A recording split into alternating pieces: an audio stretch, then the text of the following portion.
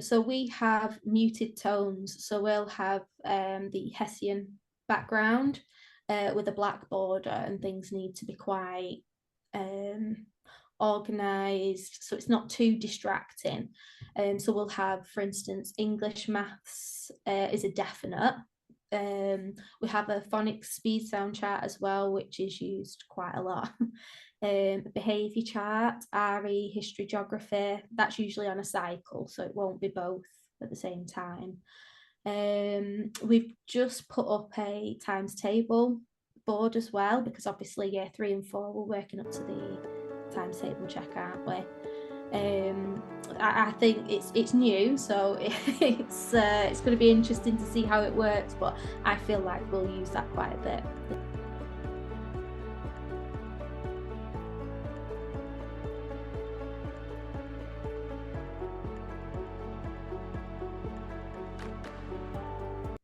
Hello, my name's Jenna. I'm an online primary tutor, and today I'm talking to Emma, who is a primary teacher, about how to set up a year 3 classroom. If you are currently setting up your classroom, let me know down in the comments below. Thank you very much for joining me today, Emma. Hi, okay. It's lovely to chat to you. We know each other through the tutoring world, but we'll get on to that in a little bit. So first of all, let's talk about what your current role is as a year 3 teacher. For those that might not know about it, can you explain what the job involves? Yeah, so year 3 teacher, it's ages from 7 to 8. We teach the national curriculum. So for those that don't know about classroom setup, what does that mean for people outside of education? So it's basically just the way you set your classroom up to best suit the children that you've got and their learning styles. You've got to take into consideration like the latest research, how children learn. It should be organised as well to make the day flow a lot quicker. Lovely. And thinking about your classroom then, how do you kind of set it up? Do you have areas or is it set up differently than that? So my classroom, we've got 3 rows of 10 with the tables facing the board. We've got a reading area, and I'm quite lucky to have one of the biggest classrooms in the school. We have a little small intervention slash group work area at the side as well, which is really, really useful. And is that for you or you and your TA for that? Both, yeah. So sometimes, for instance, if during the input I see that some children aren't quite getting it, I'll pull them out and I'll work with them on that table, and the TA will do the same. And do you have your own teacher's desk? Because in some schools, teachers don't, and some schools Yes. they do. Ah, Yeah, lovely. so mine's at the front, near the interactive whiteboard. It's not facing the wall. The reason behind that is your chair will face the wall as well, so Mhm. you can't really see the children. You back to the children. So I kind of have, there's the wall. Mine kind of sticks out like that, so I can see the whole classroom. I know that's not always feasible. I tend to like twist my chair so my back's not to everybody. And for those that aren't in teaching and having that view of the classroom, how does that help you in terms of behaviour management? They always know you can see. You can say you've got eyes in the back of your head, but they know you can see. And you're not at the desk all the time. You're around the classroom, constantly moving around. But if you do need to change something on the board or something like that, they know that your back isn't turned for a moment. Yes, it's always good to because I remember when I was training and I don't know what way I positioned myself, but my mentor was like, you need to position yourself in a way that yes, you're working with that child, but you've got to see the whole classroom and what they're up to because as you know, something can just change in the split of a second, in the split Definitely, second. So definitely. it's really interesting actually. Now every school has got different policies regarding displays. What are the expectations in your school for displays in your classroom? What do you have to have? So we have muted tones. So we'll have the Hessian background with a black border, and things need to be quite um, organised, so it's not too distracting. So we'll have, for instance, English maths is a definite. We have a phonics speed sound chart as well, which is used quite a lot. Behaviour chart, RE, history, geography. That's usually on a cycle, so it won't be both at the same time. We've just put up a times table board as well, because obviously year 3 and 4 we're working up to the times table check, aren't we? I think it's new, so it's going to be interesting to see how it works, but I feel like we'll use that quite a bit. Working towards like a careers award, so we want to promote certain skills that they might need in life. So for instance, creativity, problem solving. We can write things down on the sticky note and relate it to the careers board. So yeah. Oh, that sounds really interesting. And are children actively encouraged to use your display boards in school? Yeah, definitely. The vocabulary needs to be clear, and I tend to use widget. Have you heard of widget? Yes, but can you explain what Yeah. that is for people that might not know? So it's a website that you can create flashcards, you can create timetables, and it's aimed at children with additional needs, but it really works for everybody. It's Oh. clear, the writing's clear, and it comes up with like a picture related to the vocabulary. It is really, really useful. And what do you think are the best displays from your own experience? So if we think about how they look, because in some schools I've worked in, especially early years, you Mm. have the schools where obviously that's just their style, but they've got so much hanging down and coming Mm. up and coming out and all that kind of thing. And then like yourself, quite calming boards. What have you found that works best and why? What have you noticed with the children? I feel like the muted tones are better. Things dangling down from the ceilings and stuff, I love it. It looks great. I do feel like the cohort of children that we might get through, they can get quite distracted, some of Mhm. them. So I think things dangling down from the ceilings and things maybe aren't the best in our school particularly. And that's an interesting thing, actually. It does depend on your class, doesn't it? Because some Yeah. classes can cope with particular settings, and other Mm. classes don't cope very well at all, like you say. So that's quite interesting, actually. And then, what about lighting then in your classroom? Do So you we've just notice how that impacts the children? Yeah, we've just had LED lights put into our Oh, classroom. okay. So brand new ones.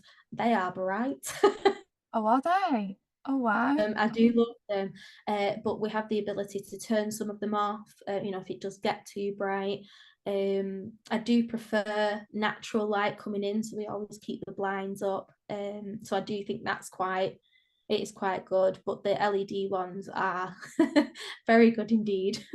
Oh, wow. And do you have a lot of windows within your classroom to allow natural light as well? Yeah, they're all at the back, but we have some skylights as well, which is quite nice. Oh, lovely. Because some classrooms, unfortunately, they're so small and there's Mm, no light at all. So it's only like that artificial lighting that they've got, which, especially for young children, it can be quite intense and overwhelming. So yeah. then, obviously, as a teacher, especially year 3, you have lots of books, lots of resources.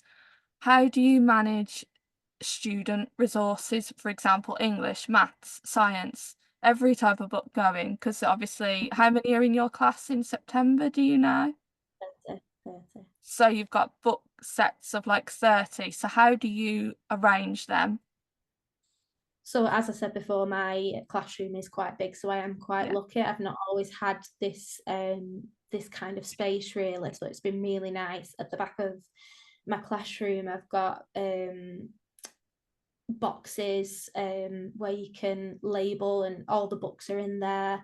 I do tend to have the English and maths in the trays underneath the desks. Oh, that's a Um, good idea. yeah, because those are used the most and it saves on time giving the books out constantly. So we do have those books in the trays, but for science and things like that, they're all at the back, clearly labelled. So it's easily accessible, really. That's good because a lot of people don't actually talk about the time in between lessons. So that kind of setting up period, especially Yeah. in primary school when you've got all those resources. Do Mm. you ask students to do particular jobs in your classes to help you with the management of those resources? Mm. Itself, it would take so much time. So we have book monitors, worksheet monitors, things like that, and it gets done twice as fast. So And are they excited about jobs in year three? Because they're really excited in like younger years, but what about year three? It's really that doesn't um change. oh, it Below doesn't change. Okay. It's no, really funny how and they get quite upset if you forget about their role or something for yeah, the they week do. or for the day. I always get reminded on a daily basis. Don't forget, Miss. This is what we have to Oh. do. It's like, oh yeah. No, but they And love what it. about your resources?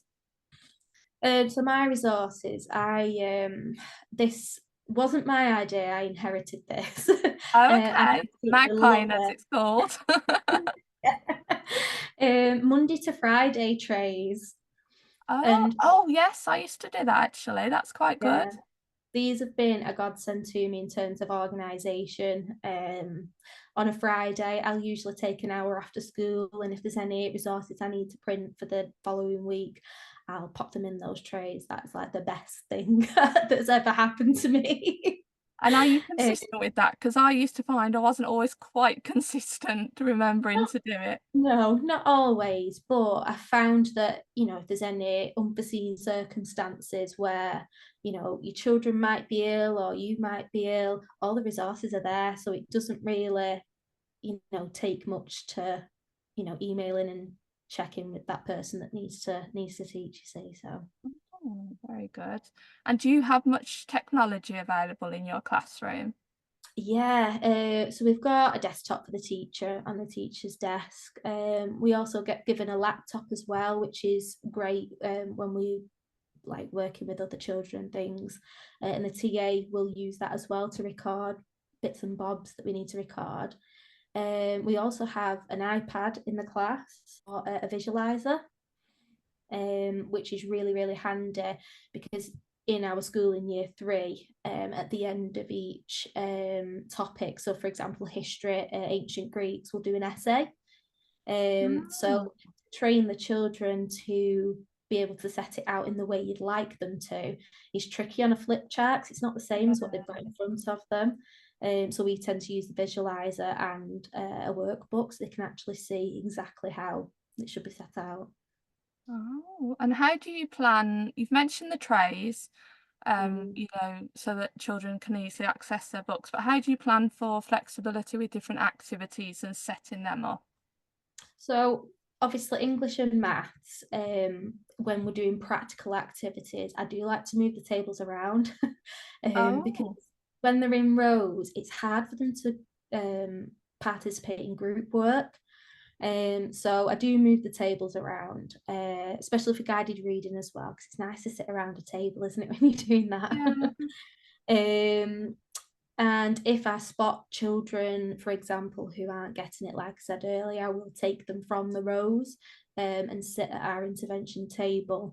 So it is quite a flexible classroom, really, with the space that we've got.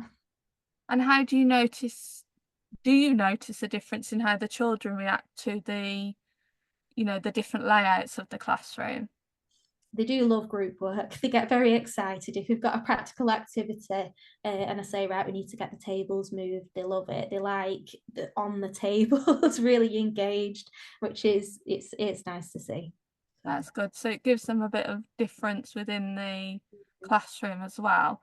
yeah, So yeah. then so you're obviously in year three, but have you ever worked in other year groups and what have you noticed different about classroom setup in those year groups? I've been in year one and reception, and I was early years lead at my previous school.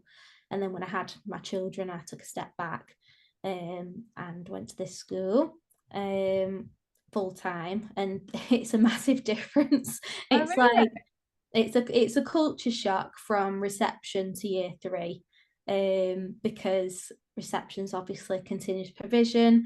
The tables are grouped as well, which is nice. I did really enjoy that. and they've got their outdoor play, so you have to think about that setup as well. And I feel like there's a lot of training to be done for the children in reception of how to tidy the resources, because it can easily get messed up, can't it? Yeah, definitely.